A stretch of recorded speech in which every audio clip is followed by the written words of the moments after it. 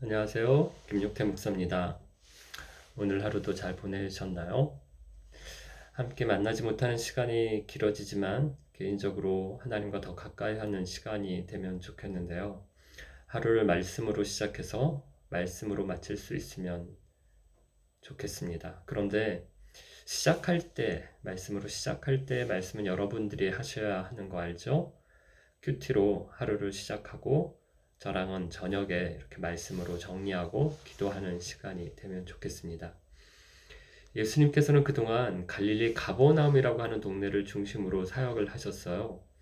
그런데 오늘 본문을 보면 거기를 떠나서 고향으로 가셨다라고 하는데 예수님의 고향이 나사렛입니다.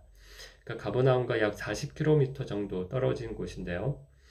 나사렛에 가셔서 안식일에 대해 회당에서 말씀을 가르치십니다. 근데 이것을 많은 사람들이 듣고 놀라는데, 물론 그 가르치는 내용이 그 권능이 있어서 놀란 것도 있어요. 그런데 더 놀라고 더 의아하게 여겼던 것은 이런 권능이 어디서 나왔는가라고 하는 거예요.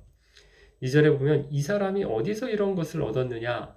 이 사람이 받은 지혜와 그 손으로 이루어지는 이런 권능이 어찌 됨이냐? 이렇게 이야기를 하는데, 가르치는 지혜와 행하시는 그런 기적의 능력이 있는 것은 알겠어요. 자기들이 지금 직접 들으니까 정말 지혜 있는 가르침이다. 자기네들이 지금 눈으로 보니까 정말 능력 있는 기적이다. 이건 인정해요. 그런데 이 사람이 이럴 사람이 아니라는 거예요. 어디서 갑자기 이런 지혜, 이런 능력을 갖게 되었는지 이게 참 놀랍다라고 하는 겁니다. 왜 그런가 하면 자기들이 잘 아는 사람이라서 그래요.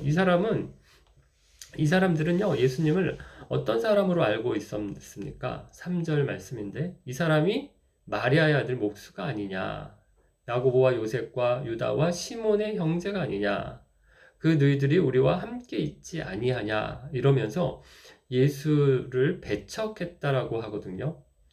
여기 마리아의 아들이라고 한 건 예수님을 좀 비하하고 멸시하는 거라고 볼 수 있는데, 보통 누구의 아들이라고 할 때는 아버지를 이야기합니다.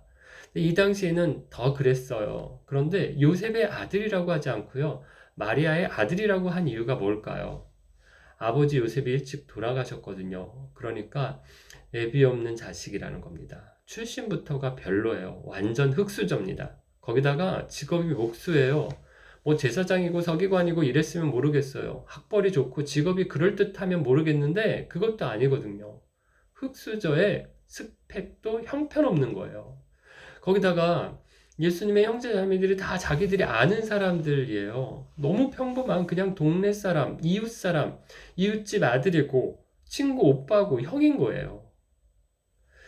여러분, 하나님은 중심을 보시는데 사람은 무엇을 보나요? 외모를 봅니다. 잘생겼다, 못생겼다, 공부 잘한다, 못한다, 좋은 대학 나왔다, 못 나왔다. 그럼 이걸로 사람을 평가해요. 그리고 어느 기준, 어느 수준에 못 미쳐요? 그럼 인정이 안 되는 거예요. 마치 예수님의 형제들이 예수님을 미쳤다라고 생각해서 붙잡으려고 온 것하고 비슷한데요. 자기 형이고 오빠니까 더 믿기 힘들었던 거예요. 고향 사람들도 마찬가지인데 예수님에 대해서 아무것도 모르는 게 차라리 나았어요. 이 아는 게 오히려 걸림돌이 된 겁니다.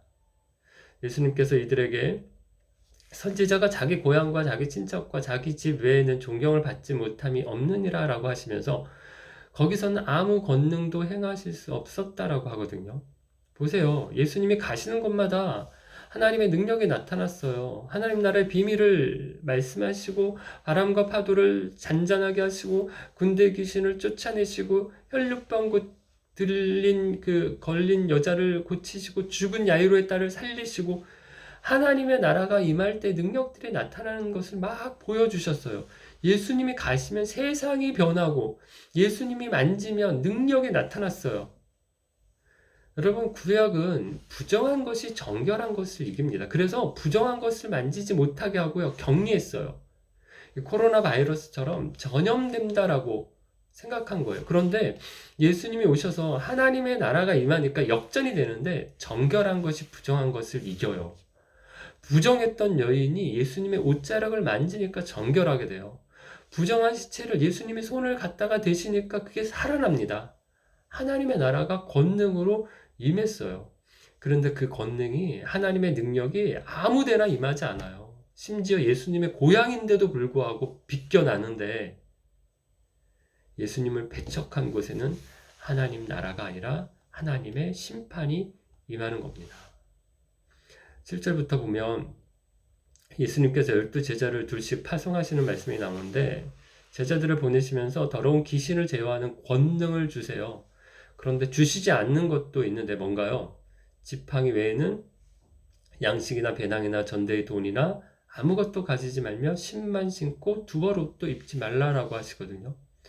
이 말씀을 고지고대로 듣고 거지 전도 여행이라고 하죠. 전도하러 갈 때 아무것도 가지고 가면 안 된다. 뭐 돈도 안 되고 아무것도 안 된다. 이렇게 하시는 분들이 있는데 꼭 문자적으로 그렇게 하라는 말씀은 아니에요. 그러면 우리가 해외에 선교사님들도 파송할 때 뭐 후원 하나도 안 받아서 가고 그래야 되는데 그렇게 하진 않거든요. 그럼 이 말씀이 무슨 의미인가 하면 하나님 나라는 권능으로 임하는 것이지 사람의 노력이나 물질로 되는 게 아니라는 겁니다. 제가 있던 러시아도 비판을 받았던 것이 돈으로 선교한다라고 하는 말이에요. 소련이 망하고 선교사들이 막 들어가서 빵 주고 사람들을 모았어요. 사람들이 빵 얻어 먹으려고 엄청나게 모였대요. 그런데 이게 오래 못 갑니다. 지금은 사람들이 잘 살거든요. 안 먹혀요. 말씀의 능력이 나타나고 복음의 권능이 나타나게 해야지 돈으로 빵으로 하나님 나라를 세우는 것 아니라는 말씀이에요. 예수님께서 제자들에게 어느 곳에서든지 너희를 영접하지 아니하고 너희 말을 듣지 아니하거든 거기서 나갈 때 발 아래 먼지를 떨어버리라고 하세요. 영접하는 사람도 있고 영접하지 않는 사람도 있다는 겁니다. 그래서 예수님도 보세요. 가버나움에서는 열렬한 환영을 받았어요. 그런데 나사렛에서는 배척을 당하시거든요. 여러분 이게 내 문제가 아니에요. 이런 결과도 혹은 저런 결과도 올 수 있어요. 거기에 너무 연연하지 말라는 겁니다. 한두 번 실패했다고 인생 다 산 것처럼 그렇게 낙심하지 말라는 거예요. 문제는 결과가 아니고 사람들의 평가가 아니에요. 내가 바르게 하고 있으면 하나님은 잘했다라고 칭찬하세요. 제자들이 전도 여행을 마치고 예수님한테 왔을 때 그래 너희들 예수님이요. 그래 너희들 결실카드 몇 장 받아왔니? 이거 가지고 제자들을 평가하고 점수를 매기실까요? 저는 분명하게 믿는데 나중에 예수님 앞에 섰을 때 야, 너 몇 명 모이는 교회 목회하다가 왔니? 이걸로 절대로 평가하지 않으실 거라고 믿어요. 여기에 기준을 두는 것은요. 세상 나라의 가치관입니다. 사랑하는 친구 여러분, 오늘 본문을 보면 예수님은 배척을 받으셨고 오히려 제자들은 권능으로 파송을 받았대요. 왜 이 두 가지 이야기를 함께 모았을까요? 예수님이시라고 다 환영을 받으시고요. 다 성공만 하신 것이 아니라는 거예요. 그럼 말씀대로 살아도 믿음으로 살아도 어려움을 만나고 실패할 수 있어요. 그런데 그게 하나님이 보실 때도 정말 실패일까요? 그렇지 않습니다. 사람은 겉으로 드러난 것만 보고요. 결과만 봐요. 하지만 하나님은 중심을 보시고 동기를 보시고 과정을 보세요. 오늘 하루도 힘든 일이 많았죠. 되는 일이 왜 이렇게 없냐? 그러면서 낙심하지 마시기를 바라고요. 나는 연약하지만 주님은 강하십니다. 주님이 베풀어 주시는 권능 사모하면서 예수님의 제자로 묵묵히 말씀 안에서 기도의 능력으로 사시는 저와 여러분 되시기를 바랍니다.